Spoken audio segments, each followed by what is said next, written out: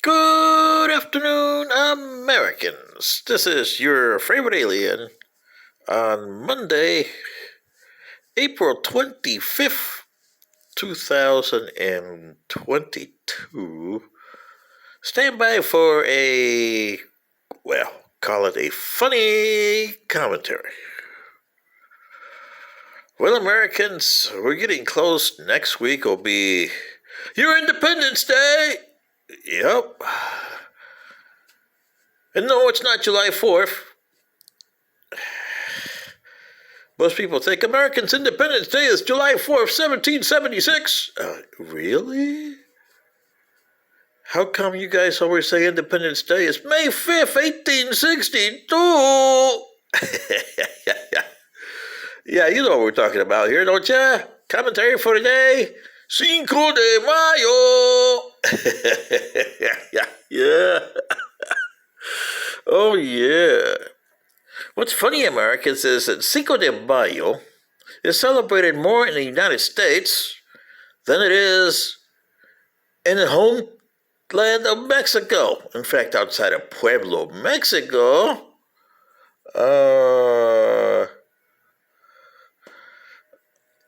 they don't have anything. Sure, it's celebrated as a special day, especially in Puebla. But the problem that I have with Cinco de Mayo, especially with the Mexicans, is here in America, you don't have battles celebrated. You got Memorial Day, 4th of July Day, Veterans Day, yeah, and, what else you got there? Well, basically that's it besides Christmas and New Year's, right? Yeah. You got other minor holidays like Columbus Day, which I don't know why you guys put it up there. MLK Day. Yeah, you don't have a JFK Day. I don't see that in there, but see what I mean? But you don't have a day to commemorate something big. I don't see no Bull Run Day or Manassas Day. Really? And why am I saying Bull Run or Manassas Day? That's the first one, by the way, the first one. Because this is what the Mexicans are celebrating. Cinco de Mayo, the battle at Puebla on May 5th, 1862. Yeah. Not Independence Day, Americans. Yoo-hoo! No, it's not Independence Day. Okay. In the battle there, and you have to go back to what happened in Mexico. Well, after Spain lost its territory in 1821, Mexico became a separate state and controlled most of the Spanish stuff, which the Spanish had already given Mexico a kick in the ass with that Treaty of Ones Adams back in 1821, which the United States under Florida got ceded Florida and a lot of different rights in the Mexican cession of later on in the war with Mexico. So the Americans got a lot in Texas, got a lot in other territories that are today American states. Yeah. Oh, because the Spanish decided to kick ass with Mexico before they lost it in 1821. Yeah, okay. And then we go into the Mexican War, Mexican cession. Mexicans loses a lot of territory there. 1846 to 48. Yeah. Oh, boy, did they lose a lot of territory, huh? Mm-hmm. And here we are, 1861. And you know what happened in 1861. President Abraham Lincoln took over and secession in the United States. Yoo-hoo! Remember that? Civil War. Yoo-hoo! Well, in Mexico, kind of the same thing happened, except that it was a little funnier.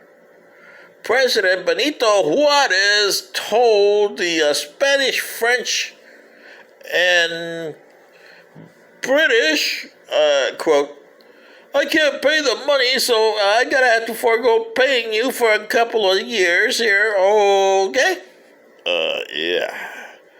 And the Spanish, French, and British landed at Veracruz a couple months later. Oh, There we go. We're going to invade Mexico. What do you mean you're not going to pay us? We got to get paid here, right? Yo! Okay.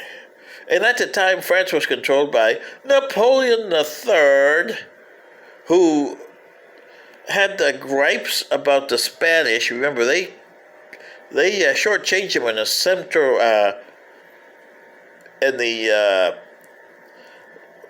Paris Peace Treaty because he took them in the Paris Peace Treaty of 1763 by taking over Florida. Oh, you Americans, yes, the British controlled Florida from 1763 to 83. Yoo-hoo! Do you understand me? Yeah, okay. And the French gave the Louisiana Purchase to the Spanish in 1762, ceded it to them, okay.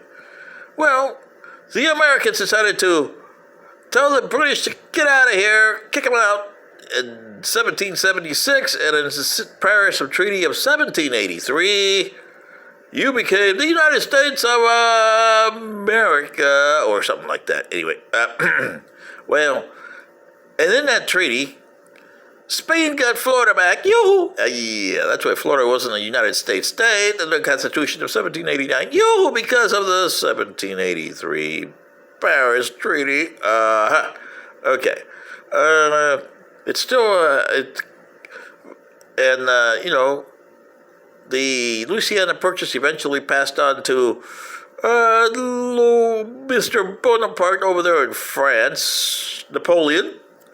Yes. Okay. So, boy, it was a fun stuff, okay? So, by the time of 1821, well, Napoleon sold the Louisiana Purchase to Uncle Sam. Yeah. And Spain also kicked up Mexico by doing that treaty in 1821 to get Florida to the U.S. Yeah. Okay. And all those little Spanish rights that went to the United States, and Mexico didn't like that, so Texas declared their independence as a republic, and 9 years later they owed $10 million, and they said, hey, U.S., remember those things that we had in Texas? Well, it also includes the ones in New Mexico, Arizona, and stuff like that. You want to, put us in the Union, and in 1845, the United States annexed Texas. Oh, yeah. And paid the Texans $10 billion. Yeah. Okay.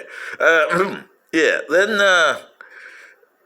the War with Mexico, and Mexico lost the Mexican cession. So by the time of 1861, like I said, President Benito Juarez told the French, British, and Spanish, I can't pay your payments. Sorry, boys.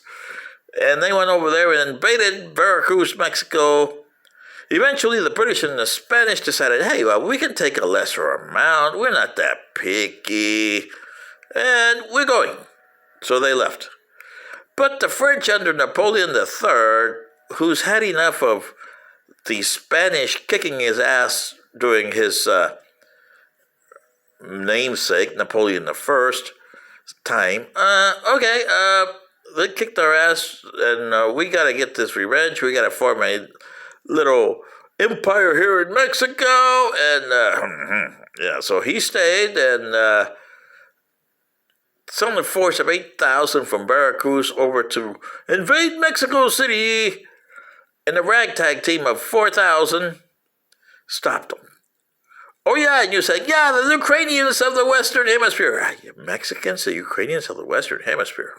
Yeah, they got lucky. The French were not exactly Russian troops, but they were like the Americans in the Bull Run War of the same year. Remember Bull Run, the first one? You United States guys from the north had a picnic and set up camp and was dressed in your Sunday best, and you were watching the Battle of Bull Run or Manassas, whichever side you want to call it. And it turned out to be a slaughter for the Union, which got slaughtered by the some Confederates. And you should have seen those, probably, can you imagine those ladies in those bonnets trying to run with those corsets? Oh, boy. And those guys with those very tight shorts they used to wear there, or pants, trying to run away from cannons and musket fire and all kinds of stuff going on there. Well, that's what happened to the French. They were in there and they thought they were going to have a party hardy, but these Mexicans were, and they clobbered them. 4,000 beat 8,000. Well, Napoleon III didn't like that. And a couple months later, he sent another force, 30,000. And this one was a better equipped, better everything force, and they slaughtered the Mexicans. I mean, really, in the Second Battle of Puebla. So there's been two battles, just like the Manassas, okay? And the Mexicans were part of Maximilian's new empire for the next 3 years. Sure, they put on the resistance. Oh, yeah. But the resistance was tepid at most.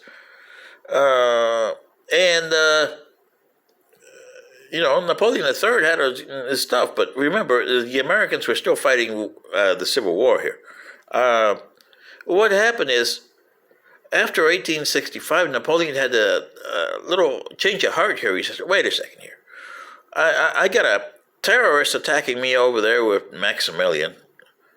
Him and his wife Carlotta, I told him, oh, you're going to be the Emperor of Mexico, and I want to be, yeah. But I have that. The Prussians are pressing me over here. I know I'm going to have a war with Prussia. I don't know how I'm going to handle that. I don't need my forces scrambling over there in Mexico. The Americans have finished the war, and they're supplying Mexico with weapons, i.e. as in Ukraine, yeah.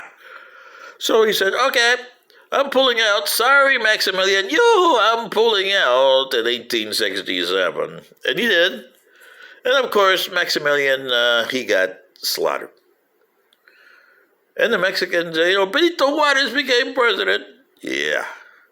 But it wasn't because they won. It was because Napoleon III saw the writing on the wall that the Americans were going to interfere, and sure enough, the U.S. would have interfered, because remember, there's the Monroe Doctrine of 1823. Yeah. And, they had a pretty good fighting force from the north there. And they were giving all the weapons to Benito Juarez. So, he says, I don't want to fight the Americans over there in a protracted war that I would have to come back in that. And then I got Prussia sitting on my border here. I got to wait for Prussia here. And it might be 4 or 5 years, but I know that I'm going to have a war with Prussia. Yeah. Mm-hmm. By the way, they did in 1870-71 and lost. It cost Napoleon III his reign. But here's my problem, Americans. You're celebrating Cinco de Mayo. How come you don't celebrate the Battle of Bull Run? You Northerners, Yankees, yoo-hoo, speaking of the Yankees, hey, yoo-hoo, Yankees, and not the New York Yankees here. Why don't you celebrate the Battle of Bull Run? It's the same as celebrating Cinco de Mayo. You both got slaughtered there, but why are you celebrating a Mexican battle? They got slaughtered. Or they won, yeah. But look what happened. That's the only real battle that they won in the war with Napoleon III, or Maximilian, whichever one you want to put on there. But anyway, yeah. And they won because they were a ragtime team, and General Zaragoza knew what he was doing, as opposed to that Mexican general that went over, the French general that went over there. He was like Putin. He didn't know what to do, and he got slaughtered. 8,000 got slaughtered by poorly trained, poorly equipped 4,000 Mexican troops. In a way, that looks like the Ukrainians, right? Yeah, but the Mexicans didn't put that resistance on for a long time. I mean, they had a guerrilla warfare, yeah, that they carried on for the next 3 years. But they were getting beaten left and right. And if it wasn't for Napoleon III deciding, I got to cut my losses here and I got to go, that he lost, they would have still been fighting the French. And what would the Americans have done under Johnson or Ulysses S. Grant? Yeah, that would have been fun, huh? Yeah, really. You see what I mean? So fighting a war, a battle, It's the only major battle that Mexico ever won. In the battle with Maximilian and Napoleon III. Yay, it's a good battle, but it's like trying to celebrate the Battle of Bull Run or Manassas here. What do you say, Americans? You still want to celebrate Cinco de Mayo? Really? I know you got a lot of guacamole and stuff like that, or do you like the tequila better than the whiskey here? Thumbs up. This is your favorite alien saying, Cinco de Mayo! Independence Day for the U.S. Good day. Bye.